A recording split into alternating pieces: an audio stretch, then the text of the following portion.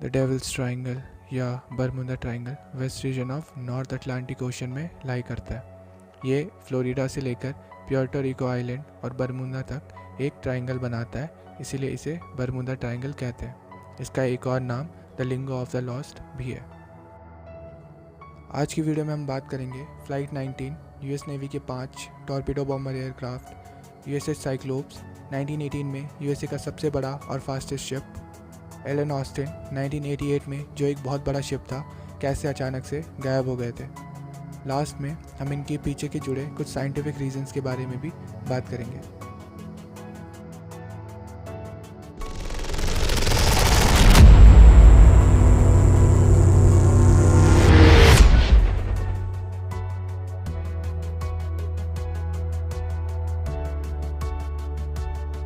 दिसंबर 1945 को दोपहर के 2:10 पर यूएस नेवी के 5 टॉर्पीडो बॉम्बर एयरक्राफ्ट फ्लोरिडा से टेक ऑफ करते हैं। इस उड़ान को कहा जाता है फ्लाइट 19। फ्लाइट में 14 क्रू मेंबर्स थे, जिनके लीडर थे lieutenant Charles Taylor, who is a highly experienced pilot and a war veteran. ये 5 एयरक्राफ्ट उड़ान भरते हैं ईस्ट की डायरेक्शन में फ्लोरिडा से। लगभग 2 घंटे बाद इनके कंपास काम करने बंद कर देते हैं। शाम को 4:56 पर टेलर को लगता है कि उनके एयरक्राफ्ट गल्फ ऑफ मैक्सिको के ऊपर है, इसीलिए उन्हें ईस्ट की डायरेक्शन में जाना होगा फ्लोरिडा तक पहुंचने के लिए। इसलिए वे सभी एयरक्राफ्ट को कमांड देते हैं कि ईस्ट की डायरेक्शन में जाने के लिए। लेकिन कुछ क्रू मेंबर्स को लगता है कि वे पहले ही ईस्ट की डायरेक्शन में हैं, इसलिए उन्हें वेस्ट में फ्लाई करना चाहिए। शाम को 7:04 पर टेलर की तरफ से आखिरी रेडियो ट्रांसमिशन आता है और उसके बाद 5 एयरक्राफ्ट हमेशा के लिए गायब हो जाते हैं। फ्लाइट 19 को खोजने के लिए search and rescue mariner take off करता है 13 क्रू मेंबर्स के साथ, और ये भी गायब हो जाता है। जहाँ पर ये एयरक्राफ्ट गायब होते हैं, आज हम उसे बरमुदा ट्रायंगल के नाम से जानते हैं। 1918 में यूएसए का सबसे बड़ा और सबसे fastest ship USS cyclops world war first के दौरान अमेरिका के लिए ये सबसे बड़ा एसेट था।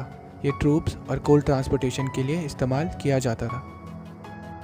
4 मार्च 1918 को 306 लोगों के साथ यूएसएस साइक्लोप्स में 11,000 टन मैग्नीज को लेकर ये वेस्ट इंडीज़ बाल्टीमोर से ब्राज़ील की ओर रवाना हुआ।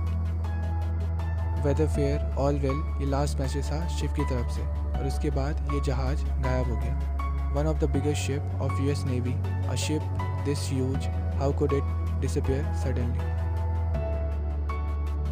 1888 में एक शिप था जिसका नाम था एलन ऑस्टिन।